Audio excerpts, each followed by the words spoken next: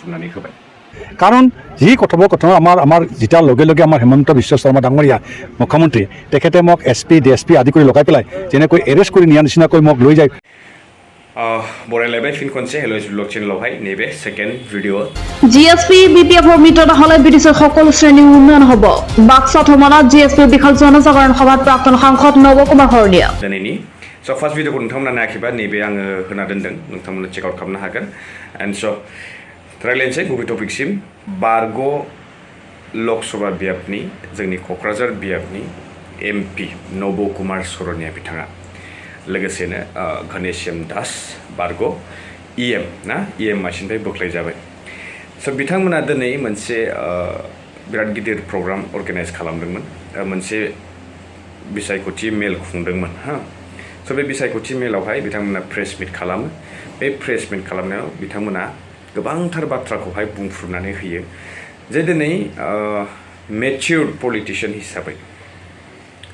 साननो हानाय गोहोआ दिनै नो डाउट हाग्रामा महिलारि बिथांनावनो दङ आरो बिथाङानो साबसिन होनानै बिथाङा बाख्नायोबो যদি আজিৰ পৰিস্থিতি ইলেকশ্যন হয় যদি বিপিএফ সকলে সবে অকলে খেলে বিপিএফ জিকি জিকি বহুতৰ হাৰি যাব কিন্তু জিএছপি এলায়েন্স থকাৰ লগে লগে আমাতকৈ বেছি তেওঁলোকৰ লাভ হ'ব কাৰণ আমি কৈছোঁ নহয় আমি 10 বা 5000 ভোট দিব পৰা প্ৰায় সমষ্টিতে আছে সেইকাৰণে আমি কৈছোঁ আজিৰ দিনত আমি পিপলৰ লগত আমি জিএছপি হিচাপে কথা পতা সিদ্ধান্তত আমি লোৱা নাই কিন্তু বিপিএফ হিচাপে আমি চাইছোঁ যে কাৰণ হাগ্ৰামা মহিলাই যথেষ্ট মেচিউৰ হৈছে বা তেওঁ আমাৰ এজেণ্ডাখিনি কথাটো কৈছে সেইকাৰণে এজেণ্ডা বিশেষ যদি তেওঁলোকৰ লগত হয় তেতিয়াহ'লে কথা বেলেগ আজিৰ দিনত যিটো পৰ্যায় আৰু গ্ৰাউণ্ড লেভেলৰ যিখিনি কথা বহুতেই বিচাৰে যে পৱনপুৰ ডাঙৰ এটা সুযোগ পালে তেওঁ সদব্যৱহাৰ কৰিব নোৱাৰিলে ইয়াত যিহেতু বিকল্প কোনোৱেই নাই গতিকে বিকল্পৰ খাতিৰত হাগ্ৰামা মহিলাই কথাটো কৈছে যদি হাগ্ৰামা মহিলাই ডাঙৰীয়া আগৰ নিচিনা ভাবে তেতিয়া নহ'ব কাৰণ তেওঁলোকৰ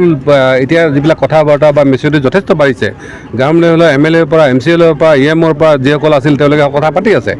আৰু সঁচাকৈ মই আজি কৈছোঁ যদি আজিৰ এই পৰিস্থিতি থাকে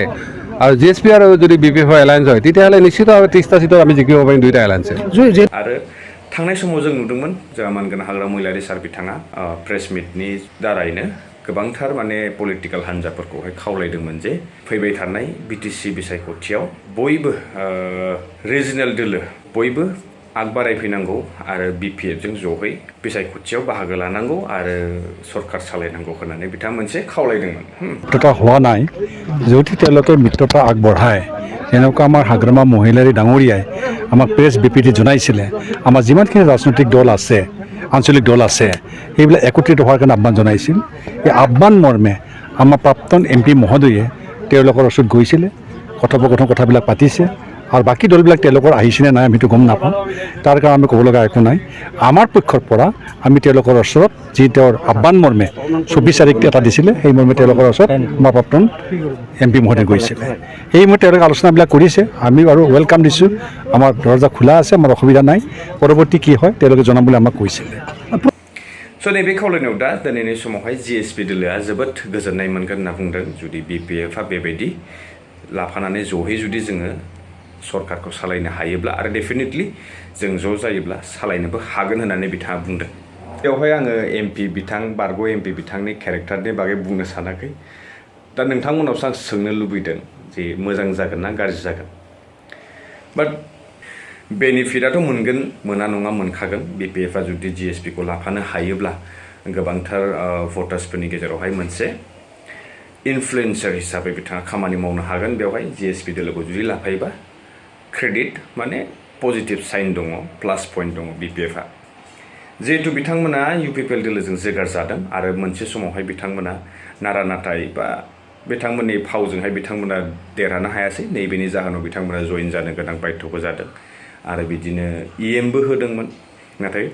जेरै जेरै समा बारलांबाय थाबाय बेबायदिनो बिथाङा एमपिनिफ्रायबो जोग्लाय जाबाय आरो सासे बिथाङा इएम मासिनिफ्रायबो जोखार जाबाय बेबायदि आरोना बेनिखायनो बे बाराव बिथांमोना बिपिएफ दोलोजों एलायन्सआव थाफानानै ज'है खामानि मावनो थाखाय थाग थियारि जानानै दङ होननानै एमपि बारग' एमपि बिथाङा फोसावो मिडियानि गेजेरजों गावसोरनि बिसायख'थि मेल जितु खुंदोंमोन बेयावहाय प्रेस मिटआव बिथाङा बेखिनि खोथाखौ बुङो स' दा रायजो राजा नोंथांमोना मा सानो पार्सनेल बिथांनि केरेक्टारखौ बाद दोनथ'नानै पलिटिकल सिनारिय' पलिटिकलनि पिक्चाराव जुदि थाङोब्ला पलिटिकेलि जुदि बेखौ साननानै नायोब्ला मा नुहुरो मोजां जाथावना जागोन ना गाज्रि जागोन स' नैबेखौ नोंथांमोननिफ्राय आङो कमेन्ट्सनि गेजेरजोंहाय मोनथिनो लुबैयो नोंथांमोना कमेन्ट्स खालामनानै फोरमायहरदो जाहाथे आंबो मोनसे क्लेरिफिकेसन मोननो हायो जे रायजो राजाफ्रा एक्चुअलि